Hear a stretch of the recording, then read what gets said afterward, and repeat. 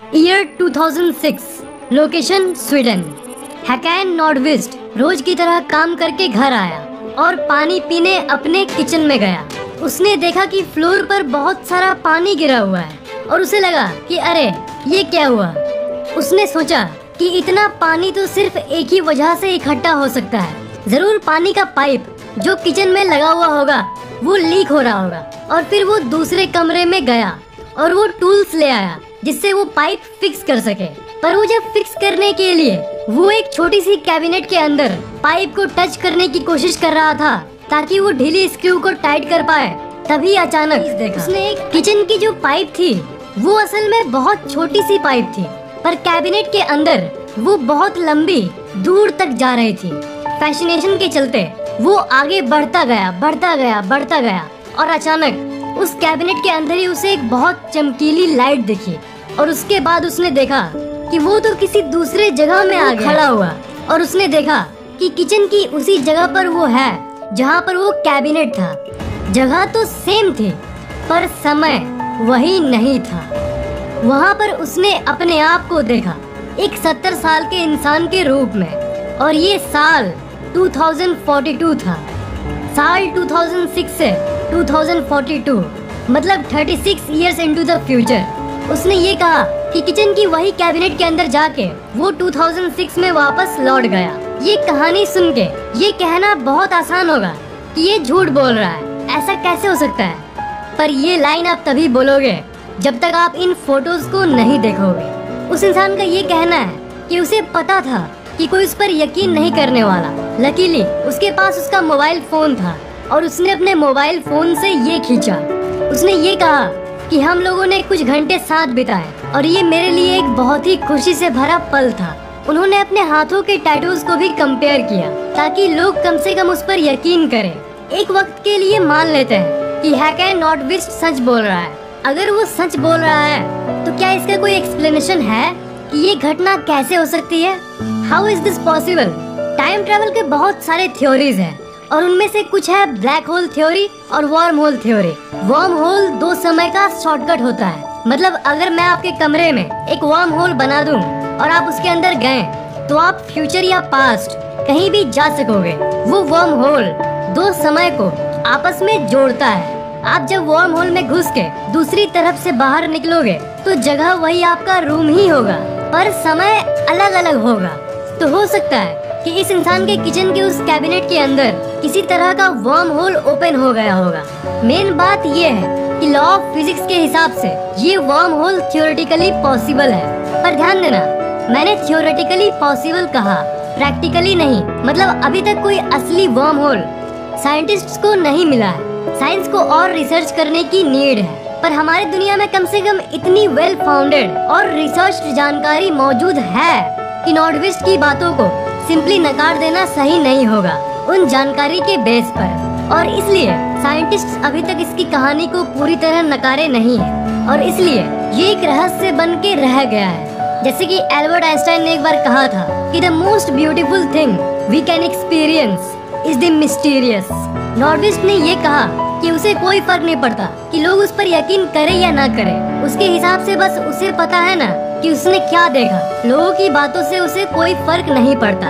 इस घटना के बाद एक कंपनी जिसका नाम था मशीन फिल्म्स, उसने इस इंसान को अप्रोच किया और एक डॉक्यूमेंट्री भी बनाया और एक पेंशन कंपनी ने इसकी कहानी को अपने एडवर्टाइजमेंट में भी डाला। इसी से इसकी कहानी लोगों को पता चली। जो भी हो, कोई आज तक नहीं समझा सका कि हैकैन नॉर्डवेस्ट के साथ हुआ क्या था।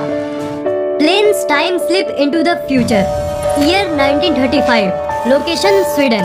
एक रेस्पेक्टेड एयर मार्शल जिनका नाम था सर रॉबर्ट विक्टर गॉडार्ड, वो एंडोवर नाम की एक जगह से एडिनबर्ग जा रहे थे और उन्होंने तय किया कि चलो आज ड्रेम के ऊपर से सैर करके जाते हैं। ड्रेम एयरबेस को एक बार देख के जाता हूँ। ड्रेम एक बंद हो चुका अबैंडन्ड एयरबेस था जो कई सालों से बंद था, जो ड्रेम एयरबेस नहीं थी। जैसा कि मैंने कहा, मतलब वो बंद पड़ा था, अबैंडन्ड था। वहाँ कोई इंसान नहीं दिखता था।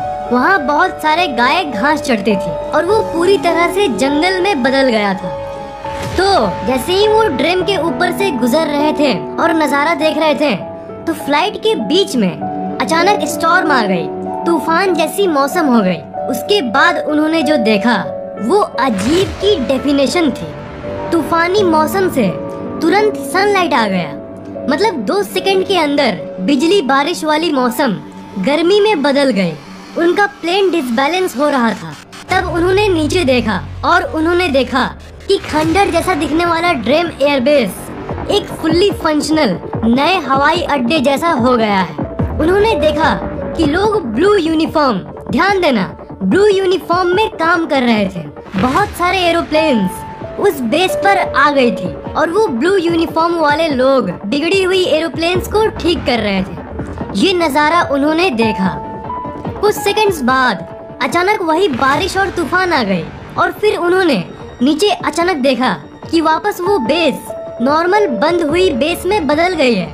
उन्होंने जैसे तैसे अपने प्लेन का बैलेंस बनाए रखा और बहुत मुश्किल से उसी मौसम में उन्होंने एडिनबर्ग में बहुत तेजी से जाकर लैंड किया। उतरने के बाद उन्होंने जो अनुभव किया उसे सबको बताया कि आते समय रास्ते में ड्रीम एयरबेस के ऊपर मेरे साथ क्या हुआ था।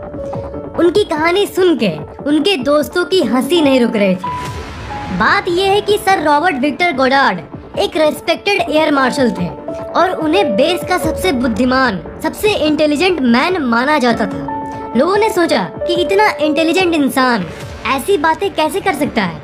उनकी कहानी एक कंफ्यूज्ड आदमी की कहानी बन के सालों तक ऐसी ही रह गई। कहानी में ट्विस्ट, ये है वो ट्विस्ट। वो घटना 1935 में हुई थी, पर 4 साल बाद यानी 1939 में एक अजीब चीज हुई। 1939 तक वही सेम बंद हुई एयरपोर्ट बेस फुल्ली फंक्शनल हो गई थी। वो डे टू डे काम आने वाली जगह बन गई थी। उसे पूरी तरह से रेनोवेट कर दिया गया था और वो एक अबेंडन्ड एयरबेस से एक नॉर्मल एयरबेस बन गया। वो जगह बन गया जहाँ बिगड़े हुए प्लेन्स ठीक किए जाते थे और जो ठीक करने वाले मैकेनिक्स थे वो ब्लू यूनिफॉर्म पहनते थे। एक बहुत वेल सेट एयरबेस बन गया था वो।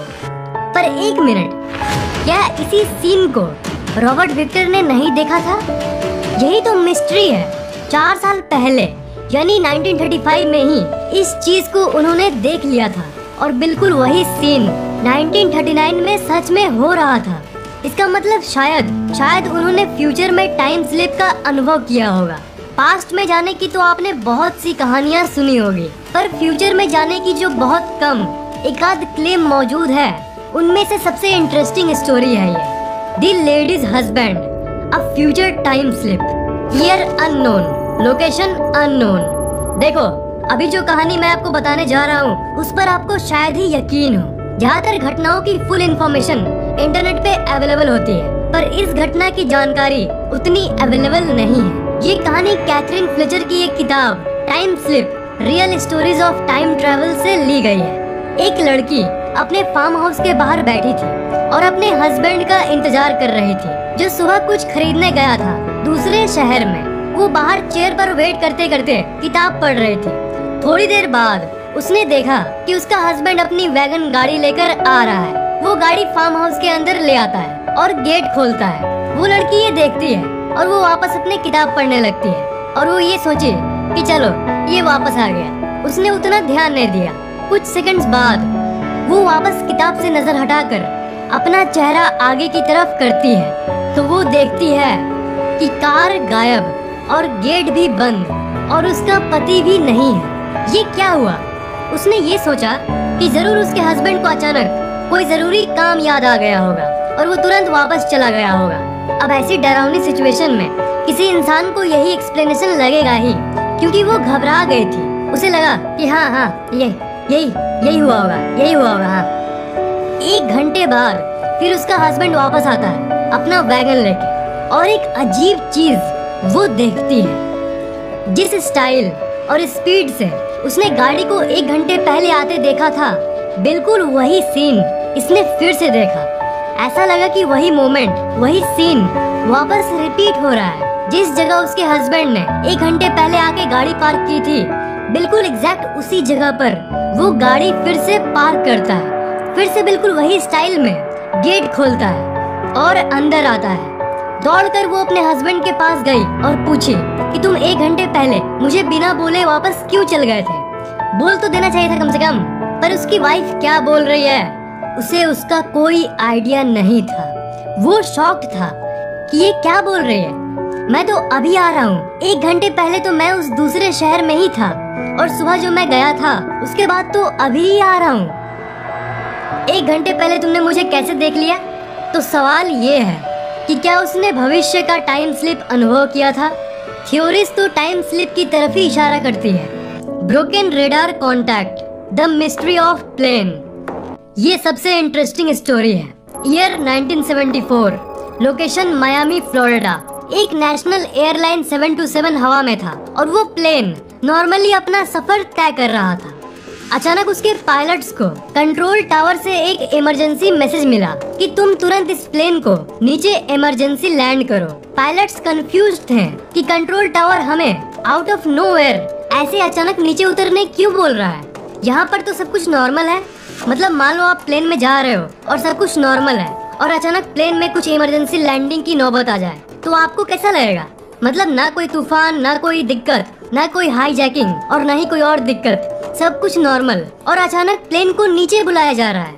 कंफ्यूज्ड पायलट्स आखिर में प्लेन को नॉर्मली नीचे लैंड करते हैं और सारे पैसेंजर्स को प्लेन से उतार दिया जाता है। पैसेंजर्स और पायलट्स दोनों कंफ्यूज्ड थे कि हमें अचानक लैंड क्यों करवाया गया। पायलट बहुत फ्रस्ट्रेट हो गया और डिमांड किया कि कंट्रोल टावर ये रिवील करो कि आखिर हमें ऐसे लैंड क्यों करवाया गया। वहाँ के सिक्योरिटी गार्ड ने पायलट को बताया कि 10 मिनट के लिए ये प्लेन रडार से गायब था। आपको तो पता ही होगा, जो प्लेन्स आते जाते हैं सब रेडार में कंट्रोल टावर के लोग ऑब्जर्व करते हैं। तो उसी रेडार की स्क्रीन से ये प्लेन गायब हो गया था। बाकी प्लेन्स नॉर्मल थे पर ये प्लेन गायब हो गया था। पर पायलट्स के व्यू पॉइंट से तो सब कुछ नॉर्मल था। फिर पायलट को कहा गया कि तुम्हारी घड़ी और प्लेन की कॉकपिट की घड़ी में टाइम क्या हो रहा है, जरा देखना। ये पता चला कि पायलट की घड़ी, प्लेन की कॉकपिट की घड़ी और सारे पैसेंजर्स की घड़ी में 9:20 हो रहा था, पर एक्चुअल में समय 9:30 हो रहा था। एयरपोर्ट की टाइम और एयरपोर्ट पे मौजूद जितने भी घड़ी को देखा गया उससे यही पता चला कि एक्चुअल में पूरी दुनिया के लिए 9:30 ही हो रहा है। प्लेन की टाइम और एयरपोर्ट की टाइम हमेशा सिंक्ड होती है, सेम रहती है, पर इस बार प्लेन 10 मिनट पीछे कैसे था? थोड़ी देर पहले जब प्लेन आसमान में था और जब प्लेन और कंट्रोल टावर का कांटेक्ट लॉस्ट हो गया था और वो प्लेन रेडार से गायब हो गया था, तब नीचे कंट्रोल रूम में क्या हुआ था ये सुनिए। अगर कोई रेडार को देखने वाला एम्प्लॉय देखेगा कि प्लेन रेडार से गायब हो गया तो ऑब्वियस है उसे यही लगेगा कि प्लेन डायरेक्ट कहीं नीचे क्रैश हो गया है और उन्होंने भी यही सोचा। तुरंत इमरजेंसी सर्विसेज को भेजा गया ये चेक करने के लिए कि प्लेन कहाँ क्रैश लैंड हुआ है। उन्हें लगा कि हाँ क्रैश तो हुआ ही होगा और वो वेस्ट मायामी में क्रैश्ड प्लेन को ढूंढने लगे। रेडार के लोग तो नॉर्मली काम कर रहे थे और बाकी फ्लाइट्स को मॉनिटर कर रहे थे। इधर ये प्लेन क्रैश हुआ तो वो लोग तो प्लेन ढूंढ ही रहे हैं, इधर तो काम चल ही रहा है। इसलिए वो फिर से अपने काम पर ध्यान देने लगे और नॉर्मली बाकी प्लेन्स को मॉनिटर करने लगे। रेडार पर बहुत सारे प्लेन्स आ जा रहे थे और रेडार के उस पोजीशन पर से भी आ जा रहे थे जहां से वो प्लेन 727 गायब हुआ था। पर उन एम्प्लॉयज को कुछ अजीब नहीं लगा क्योंकि वो प्लेन तो क्रैश हो गया है ना। पर अचानक से बिल्कुल वही स्पॉट पे सडनली प्लेन 727 रीअपियर हो गया, वापस आ गया। जिस स्पॉट से ये प्लेन गायब हुआ था बिल्कुल वही स्पॉट पे वो प्लेन वापस आ गया, जो कि बिल्कुल असंभव है। अगर ये प्लेन क्रैश नहीं भी हुई और आगे भी बढ़ गई हो तो 10 मिनट में तो उसे उस पोजीशन से बहुत दूर होना चाहिए। पर 10 मिनट बाद बिल्कुल उसी स्पॉट पे वापस आना, ये कुछ हजम नहीं हो रहा। पैसेंजर्स, पायलट और क्रू के नजर से उन 10 मिनट में तो कुछ अजीब सा नहीं हुआ था उनके साथ और उन्होंने कुछ अनयूजुअल सा नोटिस नहीं किया था। अवेलेबल इंफॉर्मेशन के हिसाब से अभी तक तो यही कंक्लूजन है कि वो प्लेन 10 मिनट तक सिंपली एग्जिस्ट ही नहीं किया था।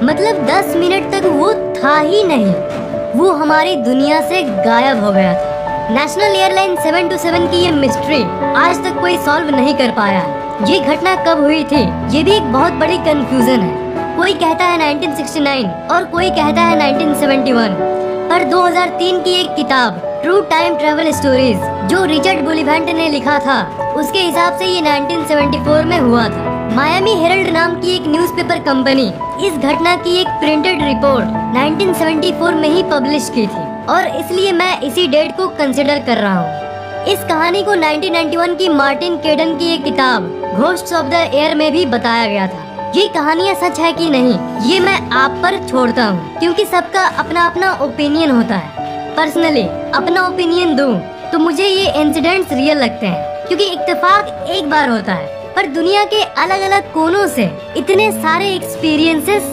कुछ तो मिस्ट्री है मेरे दोस्त।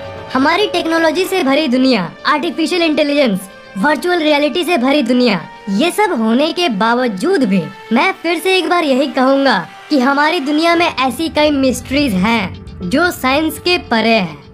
Reality is even more stranger then fiction. क्या ऐसी घटनाओं की कहानियों का अगला पार्ट आप चाहते हो? नीचे कमेंट करना बिल्कुल भी मत भूलना, जरूर कमेंट करना। इस वीडियो को लाइक करना मत भूलना और शेयर जरूर कर देना। और अभी तक सब्सक्राइब नहीं किए हो तो सब्सक्राइब जरूर कर लेना और बेल आइकन को तो भूलना ही मत, उसे जरूर दबा देना।